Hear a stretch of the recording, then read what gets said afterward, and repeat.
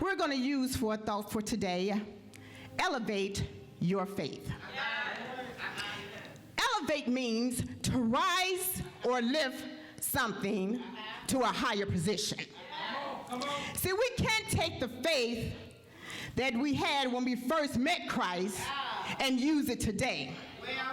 Just like as we grow and mature spiritually from milk to strong milk, so should our faith mature. The more we grow, the more we will encounter. So we must elevate our faith. Say, elevate your faith. We are living in perilous times. That means dangerous times. There's innocent blood on the street. Children dying at the hands of their parents. People killing. Where it seems difficult to increase our faith. But in spite of all the adversaries and the circumstances, we have to elevate our faith. So you say, what is faith? According to Hebrews 11:1, now, faith is the substance of things hoped for, but the evidence is not seen. The word now tells us faith has no time. It's connected eternally. So where time would take time, faith takes the wait time to now. That's good. So we must live through faith. 2 Corinthians 5:7 says, for we walk by faith and not by sight. So I don't see the things that's recklessly going on in my life because I'm keeping my focus on God. So if you allow your faith to be the tool to operate, you will see your life move to another level in victories. Issues and situations will arise, but living through faith, we're guaranteed that we will conquer it all. See, there is no mountain too high, no valley too low that your faith cannot overcome. If we would do the possible, then God would do the impossible. Meaning, if we exercise our faith, then God would do the supernatural. Faith moves us. Faith drives us. Faith is what keeps us clinging to God. So no matter what's going on, we will hold on to God's unchanging hand. Faith gives us the confidence that God is working things out no matter what we see. Because we can't believe everything that we see, because it's not what it looks like. Faith gives us assurance that God is working it out on our behalf. So the acronym I like for faith is full assurance in the Holy Ghost. You see, the basis of our faith is knowing who God really is. The only way to know who he is through a relationship. So that means we have to get in our word. We have to pray. We have to seek the face of God. See, some people call him a provider. Some call him a healer. Some people call him a deliverer. Some people call him a bridge across the troubled waters. Some people call him their beginning and their end. But he is Lord Jehovah. He is your joy in the time of sorrow. He is your peace, and he is your hope for tomorrow. You will know God is working things out for your good. See, you need to elevate your faith, because the faith, when you elevate it, you know that you can conquer the trials of this world. You need to elevate your faith to be able to stand with the schemes and the things that the enemy is trying to do, and you won't break. You need to elevate your faith that will transform your life. What do you mean? You will change the way that you think. You will know that I'm coming out of this. God is going to do this for me. You would change the way you see things. You would say, this too shall pass. You would change the way that you respond and react to things, knowing that you need to pray, you need to fast, I need to consecrate, I need to really seek and chase after God. You say, well, evangelist, you said this is what we need to do, but how do I elevate my faith? Well, first, you must do it by what you hear. Romans 10:17 says, so then faith comes by hearing, and hearing by the word of God. Hearing the preached word. Also by testimonies. Revelation 12:11 says, and they overcame him by the blood of the Lamb, by the words of their testimony. So you must protect your ear gate, because you know if God did it for them, I know he's going to do it for me, because God don't have no respect of person. So what he done for others, he will do the same thing for you. But you must elevate your faith. So we got to watch the foolish stuff that we listen to and the things that you receive. Keep negative people and those naysayers out of your ear. Because of what you hear is what you speak. Number 2, the way to elevate your faith is by what you see. Matthew 6:22 and 23, this is the English version. The eye is the lamp of the body.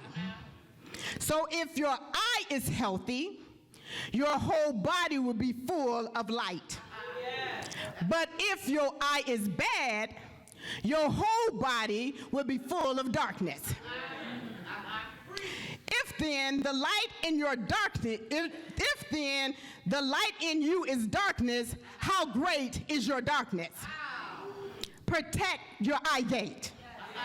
Be careful what you watch, because it determines if you are in the light or darkness. There was a song they used to sing when I was growing up.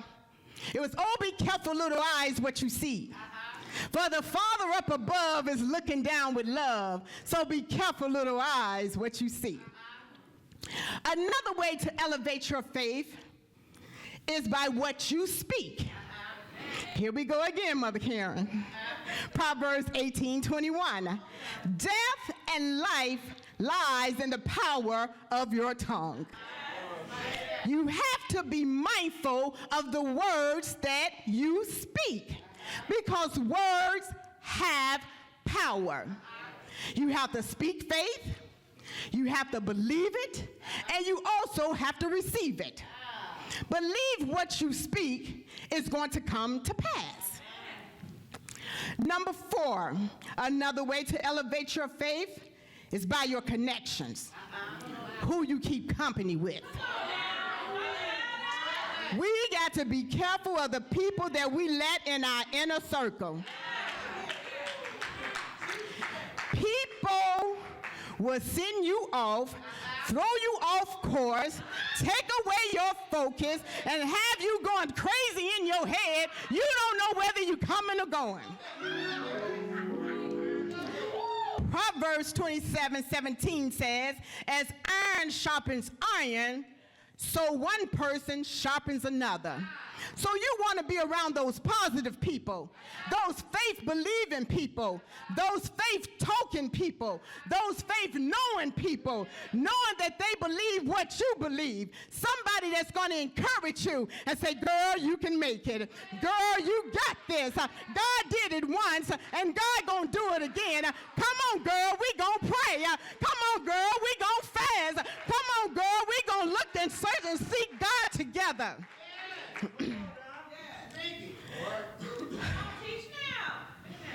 You have to get in a place that your faith is unmovable. When I think about unmovable faith, I think about Shadrach, Meshach, and Abednego. See, they refused to bow to King Nebuchadnezzar. He wanted them to bow to their images, and because they would not bow, he threw them into the fiery furnace. They wasn't moved by that because they knew that the God that they served was going to deliver them. So that is that unmovable faith. Somebody today, I want to tell you, don't bow to that situation. Because if you bow to that situation, it might just kill you. Don't bow. Because God is right there in the midst with you. It may feel like you're in the fiery furnace, but I believe and I guarantee you will come out and you won't smell like smoke.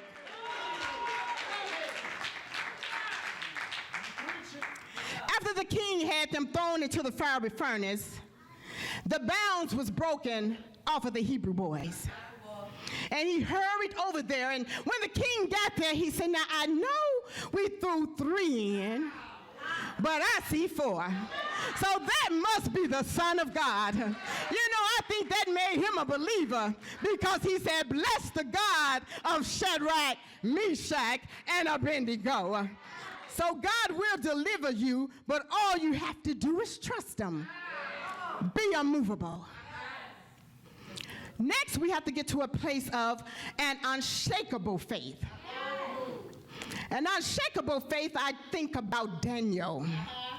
Daniel was a man that communed with God in prayer, and he had a strong relationship with him. King Darius had the authority to appoint people to positions. And so he chose Daniel over the other presidents and priests. So yes, he had haters. They was jealous because King Darius saw something in Daniel. Daniel had an excellence in his spirit. So when his rivals were so jealous, they tricked King Darius to sign a decree that no one could pray for 30 days. But when prayer is in you, and that's something you're accustomed to do, can't nobody stop you. So in spite of him signing the decree, Daniel went to his house, in his room, and where the windows of the chambers was open, and he began to pray. Because Daniel used to pray 3 times a day, giving thanks to God. So as he prayed, the haters heard him praying. So they ran to the king and said, you saying there's no one supposed to be praying. But Daniel was praying. But Darius didn't want to throw him into the furnace, into the lion's den. But because he signed it, they told him, well, you signed it, this is what we have to do. So they threw Daniel into the den of lions. So as Daniel was there, the Lord sent angels to shut the lion's mouth. So when King Darius got up the next morning, he went to the den. Daniel told him, the Lord sent his angels and he shut their mouth. So I want to let somebody know that today God is going to shut the mouth of the lions that's trying to destroy your purpose, that's trying to kill your destiny, that's trying to stop your ministry. So keep on praying, keep on fasting, keep on consecrating, keep on calling on the name of the Lord. Come on and speak it. Have that unshakable faith.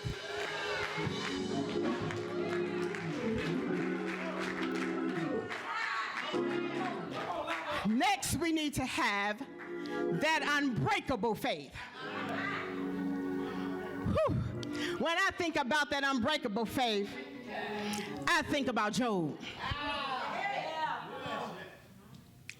Job was a wealthy man.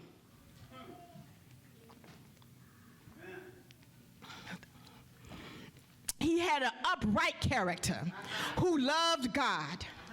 Yet God allowed Satan to destroy his flock, his family, his possession, even his health. Job was so sick that the flesh fell from his bones. He had that unbreakable faith. his mate, see, we got to be careful of people we connected with again. Even his mate said to him, why don't you curse God and die? Job told her, you sound like a foolish woman. So we must trust God even when we don't understand. See, Job was set up for a blessing. Just because people go through things, it don't mean that they going through because they did something.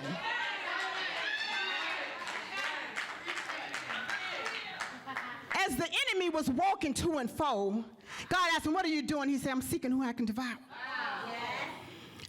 Jesus said, well, have you considered my servant Job?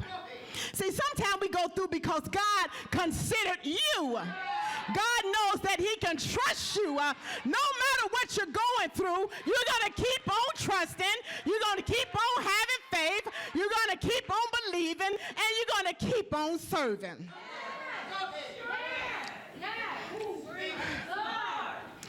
Job has such an unthinkable faith. He didn't have to think about it. Faith was so embedded within him that he believed God through every situation. But at the end, Job got double for his trouble. So I want to encourage somebody, hold your head up. Square your shoulders and know that God has considered you for a time such as this because he knows that you can make it through. He knows that your faith is unbreakable. So go through as a good soldier. Fight the good fight of faith. So we need to just hold on to the things of God. So come on, let's elevate our faith. Let us hold on to our faith because we believe the report of the Lord that God is going to work it out. With God, we are a winner. So just hold on.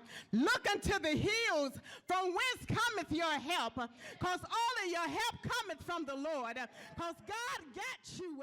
He has your